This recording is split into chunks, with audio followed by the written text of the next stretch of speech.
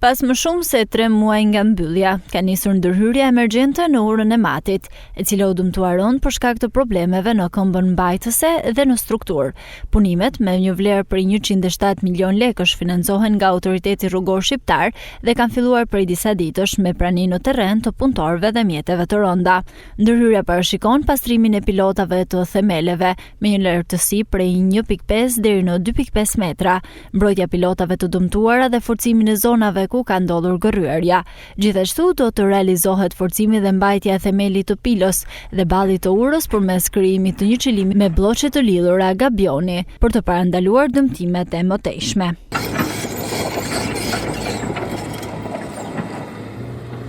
Projekti fillestar i urës mban datën 24 prill 1979, i hartuar nga Instituti i Projektimeve nr. 2, si pjesë e projektit Hekurudha-Laç-Shkodër-Kufi, që përfshinte një urë të përbashkët hekurullore dhe automobilistike mbi lumin Mat. Megjithatë, shfrytëzimi pa kriter i shtratit të lumit për inertat dhe mungesa e mirëmbajtjes ndër vite sollën dëmtime të shumta në urë, duke detyruar autoritetet të mbyllnin për qarkullimin e automjeteve që prej muajit korrik.